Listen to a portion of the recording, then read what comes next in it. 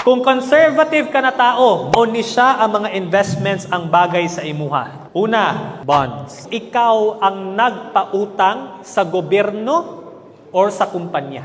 In exchange, katong principal na imong gipautang, mabalik sa imuha after how many years?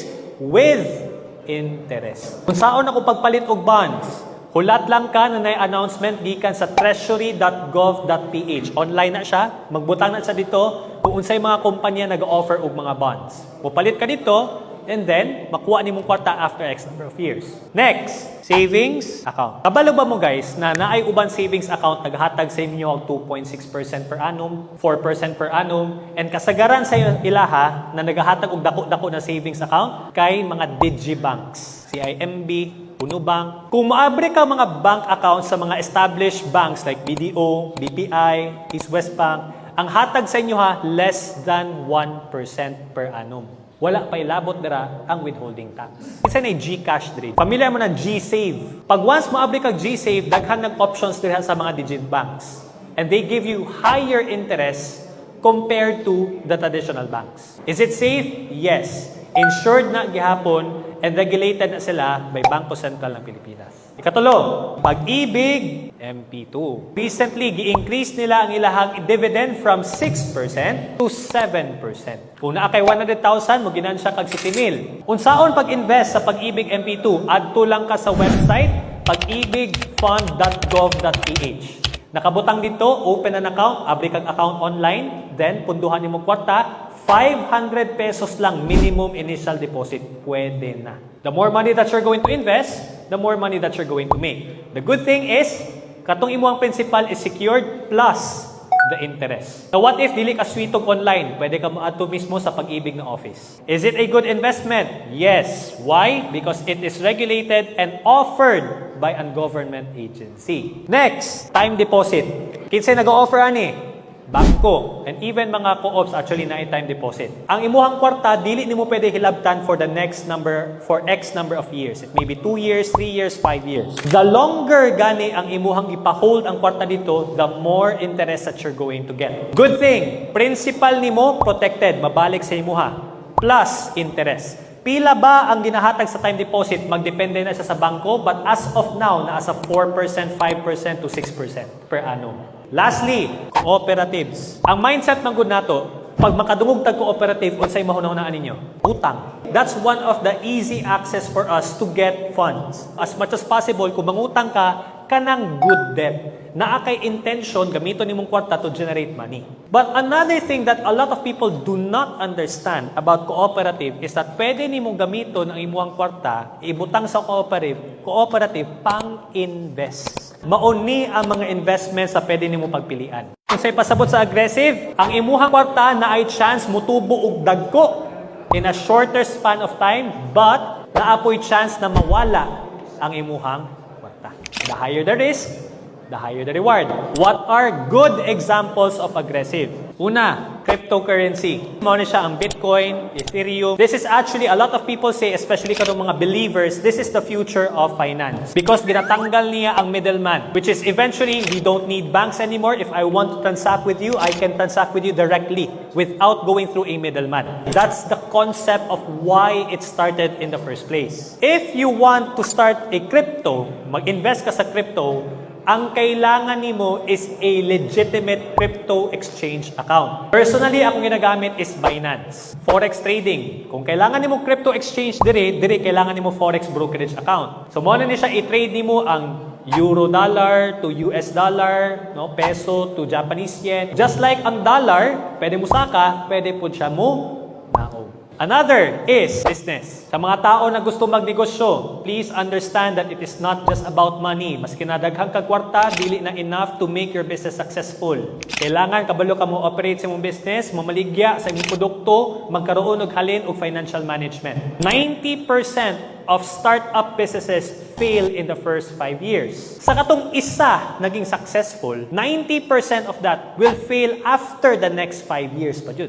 Inana kalisod magkaroon og negosyo. So please, if you have the intention na mo trabaho karon, tigom kag kwarta para eventually magkaroon kag negosyo, while you are in the process of saving money to invest, to have your own business, You have to experiment and learn about yourself na ikaw mismo maging hawd ka na negosyante. Dili lang na porket na kay kwarta, mo succeed ka. Another example of aggressive is growth stocks. Ang kailangan nimo ani is a stock brokerage account. Personally, akong ginagamit kay First Metro Securities. Pero naapoy lain, na Call Financial, BDO Nomura, PhilStocks, Dragonfly. Ang growth stocks, mo ni siya ang mga kumpanya na paliton nimo with the intention na musaka iyang value. Last one, real estate, properties. Guys, inani, if you have an opportunity na mupalit og real estate, kung mangutang mo with the intention na mupalit mo og property, that is a good deal. Nga naman, because ang property has tested and proven over time na musaka jud ang value ana. It's the law of supply and demand. Example, kanang dira sa North Crest, Kabantian. Kabulo ba mo 2009? Ang presyo ana is 5,000 per square meter. Ang developer ana, Alsons. Ang presyo karon is minimum 25,000 per square meter. And the good thing about properties, daghan kay kag pwede mahimo. Pwede nimo ibaligya, pwede nimo tukuran para sa imo sarili, pwede nimo tukuran para ipaarkila, pwede nimo i-collateralize. Sa mga aggressive, bagay ni sa inyo ha. Moderate. Unsay mga investments ang bagay sa inyo ha? First, isa sa akong pinaka-paborito na investments actually, REITs. Real Estate Investment Trust. Nagpalit ka og isa ka property pero publicly listed siya. Pwede na mo tubo ang iyahang value and you are going to get dividends as well. Why? 90% of the net income sa REITs dapat ihatag nila sa investors. Ang ka-good thing pa dyan, ani, dili ikaw ang nag-manage. Ikaw nang invest, pero na ay property manager na mo manage sa buildings. They will earn money from rentals, and from their rentals, you get a certain percentage out of it. Example, Mega World, MREIT, Ayala, A-REIT, Ayala Real Estate Investment Trust, naapod tayo Robinsons Commercial REIT, and so on and so forth. As of now, ang ginahatag sa REITs na dividend yield na asa mga 7 to 8%. Ibaba man ang market karon. Next, index funds. Familiar mo anang PSEI, Philippine Stock Exchange Index. Pag once mo palit ka ana, you are technically an owner of the top 30 companies in the Philippines. Example, Jollibee, SM, Globe, Ayala, BDO, BPI, apil na sila. Palit lang kag isa ka stock, in this case, index fund, you own 30 companies immediately. Dako imong odds na musaka iyang value because you are investing in a company na established sa Pilipinas. Ma-imagine ba ninyo ang Pilipinas na walay SM? Imagine Philippines without SM. Would it be Philippines?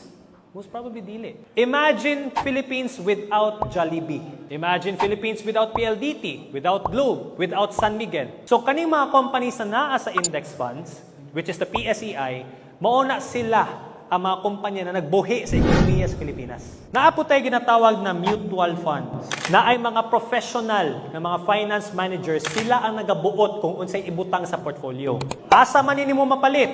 Pwede sa insurance company, pwede sa bangko, pwede po sa mga stock brokerage firms. Pwede po dividend stocks. Unsay kalahian sa dividend stocks o growth stocks? Ang growth stocks wala nagahatag og dividendo sa iyahang mga investor. Ngano, ang ilahang gusto mahitabo, every time na sila ginansya, ibalik sa negosyo para mulambo pa ang negosyo. Mao na siya tawag growth stock, kay kinahanglan nila mudako pa. Dili pa sila dako jud. Ang dividend stocks, dagko na kaayo ang negosyo to a point na nag-awas-awas ang ginansya na asya'y ihatag sa inyo. Example, Meralco, Globe, PLDT, Jollibee, San Miguel. Mauna sila ang mga companies na naghahatag og dividendo nga naman. Dagko naman kay sila, di naman nila kinahanglan ng kwarta kayo. Lastly, rental property. Mauna ni siya mo palit kag balay ipaarkila nimo. Palit ka og commercial building ipaarkila nimo.